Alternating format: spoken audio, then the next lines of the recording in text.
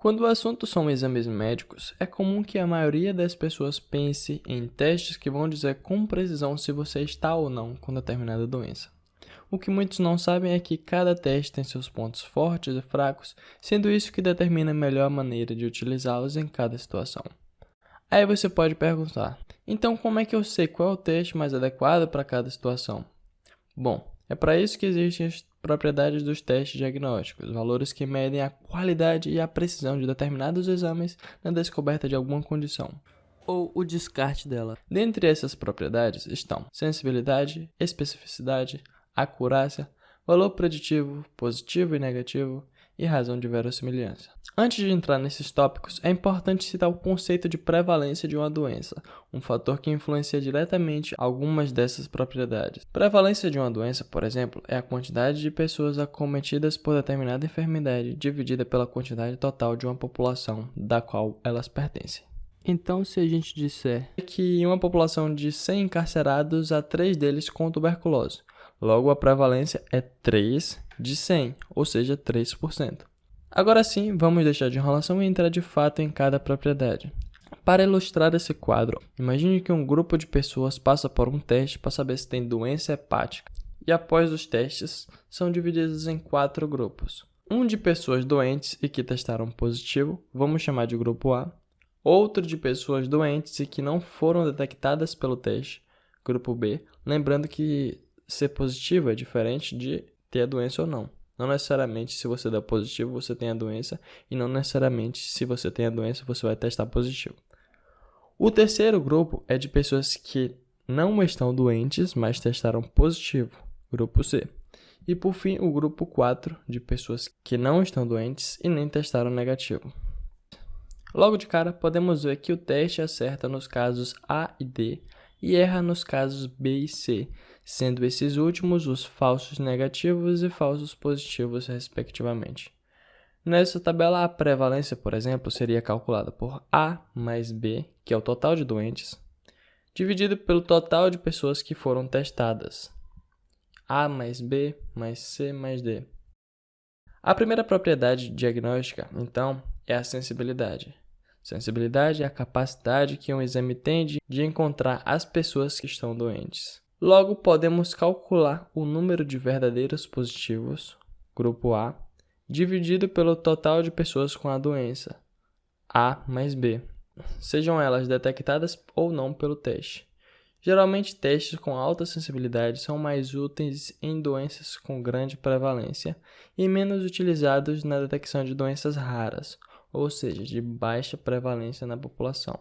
Especificidade é a capacidade do teste de excluir corretamente aquelas pessoas que não estão doentes, sendo calculada dividindo a quantidade de verdadeiros negativos, ou grupo D, pela quantidade total de pessoas que não têm a doença, C mais D. Então chegamos no cálculo de acurácia, que é a capacidade geral do teste de acertar. Logo, dividimos a quantidade de vezes que o teste acertou, A mais D, pela quantidade total de testes realizados, A mais B mais C mais D. Valores preditivos positivos e negativos. Bom, são propriedades que não devem ser confundidas com sensibilidade e especificidade. O valor preditivo positivo é o seguinte: dentre todas as pessoas que testaram positivo, quantos realmente estão doentes? Lembrando, testar positivo não necessariamente é estar doente. Sendo assim, o cálculo é dado pela divisão da quantidade de verdadeiros positivos, A, pela quantidade total de testes positivos, A mais C. Ela também pode ser calculada em função da prevalência, P, por essa fórmula que vocês estão vendo aí, que é derivada do cálculo bayesiano. O valor preditivo negativo, por sua vez, é interpretado assim: dentre as pessoas que testaram negativo, quantas realmente não estão doentes? Veja que é diferente da especificidade, que é a capacidade de selecionar os não doentes como negativo. Por exemplo, para o cálculo de especificidade, não importa muito se nesse meio tempo ele acabe selecionando muitos doentes também como negativo, os falsos negativos, o que já afeta diretamente o valor preditivo negativo. Assim, VPN, ou valor preditivo negativo, é a divisão do número de verdadeiros negativos, D, pela quantidade total de testes negativos, D mais B. Lembre-se que B é falso negativo. Da mesma forma, há uma fórmula envolvendo a prevalência, que é essa que vocês estão vendo aqui, que também é derivada do cálculo bayesiano.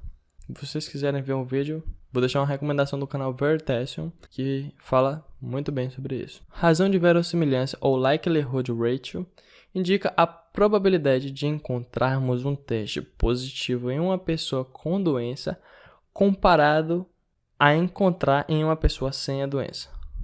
Por exemplo, existe um teste chamado teste de Brudzinski, que é feito em casos de suspeita de algum acometimento meníngeo, como meningite, no qual o paciente em decúbito dorsal, o médico levanta o pescoço do paciente e vê se há uma rigidez e se há um sinal patológico dele flexionar as pernas em resposta a esse movimento do pescoço. O likelihood ratio positivo dele seria quantas vezes esse sinal é presente em pessoas com meningite comparado a quantas vezes esse sinal é presente em pessoas que não têm a meningite. E é calculado pela forma likelihood ratio positivo ou razão de verossimilhança positiva é igual a sensibilidade dividido por 1 menos a especificidade.